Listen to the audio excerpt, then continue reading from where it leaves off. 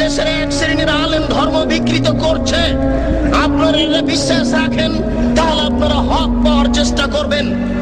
মাছ দিয়ে ভাত খায় মানুষ, কাঁটা ফেলে খায়, বুদ্ধি আছে, কাঁটা সহ খায় না। অতএব শরীয়ত যেটুকু জানতে চাইবে, যেটুকু জানতে হবে, সেটুকু প্রমাণ সহকারে জানতে হবে। আমরা শুনেছি আমাদের মা চাচারা গ্রামে বলতেন যে, এই শোনো, তোমরা মহিষের কুরবানি দিও না, মহিষের গায়ে লোম কম। গরুর কুরবানি দাও, গরুর গায়ে লোম বেশি। কেন? প্রত্যেক লোম সমান এক নেকি হবে। মিথ্যা কথা, নবীর নামে মিথ্যা কথা ছড়ানো হয়েছে, জাল হাদিস। কে জবাব দিবে? কিয়ামতের মাঠে নেকির পাল্লাই এই কুরবানির গরু, নাড়ি ভুঁড়ি সবকিছু ওই নেকির পাল্লাই চাপিয়ে দেওয়া হবে। এই হাদিস আমাদেরকে শোনানো হয়েছে, এই হাদিস মিথ্যে। এর জবাব কে দিবে? গরু দিয়ে, উট দিয়ে আকিকা চলে না। এই হাদিস মিথ্যে, এটা জাল হাদিস, রাসূলের উপরে এটা বানিয়ে ছড়ানো হয়েছে। এর জবাব কে দিবে? বাচ্চার কানের পাশে আজান দিতে হবে, এ কথা সত্য। ডান কানে আজান দিতে হবে, বাম কানে ইকামত দিতে হবে, এ হাদিস মিথ্যে। রাসূল এ কথা বলেননি। এই হাদিসের জবাব কে দিবে? মায়ের দিকে সোনজরে তাকালে কবুল হজের সমান নেকি হয়, এ হাদিস মিথ্যে। মায়ের পায়ের নিচে জান্নাত, এ হাদিস সত্য। মায়ের পায়ের নিচে জান্নাত, এ হাদিস ঠিক। মায়ের পায়ের নিচে জান্নাত, এ হাদিস ঠিক।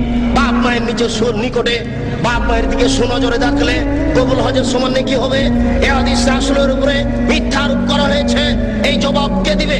এই জন্য মনে রাখবেন, রাসূল সাল্লাল্লাহু আলাইহি ওয়াসাল্লাম একদা যাচ্ছিলেন মেরাজে জিবরাইল আলাইহিস সালামের সাথে। তিনি দেখলেন কতগুলি লোকের জিহ্বাকে আগুনের কেঁচি দিয়ে কেটে দেওয়া হচ্ছে। কতগুলি লোকের জিহ্বাকে আগুনের কেঁচি দিয়ে কেটে দেওয়া হচ্ছে। আল্লাহর নবী বললেন, মান হাওলায়ে? জিবরাইল, এরা কারা যাদের জিহ্বা কেটে দেওয়া হচ্ছে? জিবরাইল আলাইহিস সালাম বলেন, হাওলায়ে খুতবাইন মিন উম্মতিক, এরা হচ্ছে আপনার উম্মতের বক্তা, যারা বক্তৃতা করে বেড়াতো, তাদের জিহ্বা আগুনের কেঁচি দিয়ে কেটে দেওয়া হচ্ছে। কি বুঝলেন? কি বুঝলেন? আর আমি কি বুঝালাম? বুখারী শরীফের এক হাদিসে এসেছে, আল্লাহর নবী বলছেন, নিজে ইয়াউমুল কিয়ামা মাওলানা সাহেবকে কিয়ামতের মাঠে জাহান্নামে নিয়ে যাওয়া হবে। জাহান্নামে নিক্ষেপ করার সাথে সাথে তান্দালে কক্তা বহু, মাওলানা সাহেবের নাড়ি ভুঁড়ি সব ঝরে পড়ে যাবে। মাওলানা সাহেব ঘুরতে থাকবে তার নাড়ি ভুঁড়ির চতুর্দিকে। আপনারা তো শহরের মানুষ, বুঝতে পারবেন কিনা, আমরা তো পল্লীর মানুষ, এ কথা খুব ভালো বুঝি।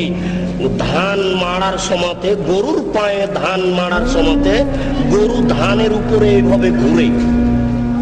ধান মাড়ার সময়তে, ধান গাছ থেকে ঝরানোর সময়তে গরু ওই ধানগুলির ওপরে যেভাবে ঘুরে, মাওলানা সাহেব তার নাড়ি ভুঁড়ির চতুর্দিকে ঘুরবে। ফাস্তামা আলাইহা আহলুন নার, জাহান্নামীরা সেখানে জমা হয়ে বলবে, মালাক, খবর কি হুজুর, আপনার কেন এই অবস্থা? আনতা তা'মুরুনা বিল মারুফ ওয়া তানহাউনা আনিল মুনকার। হুজুর, আপনি তো আমাদের ভালো কথা বলছিলেন, মন্দ থেকে নিষেধ করছিলেন, হুজুর আপনার অবস্থা কেন এরূপ?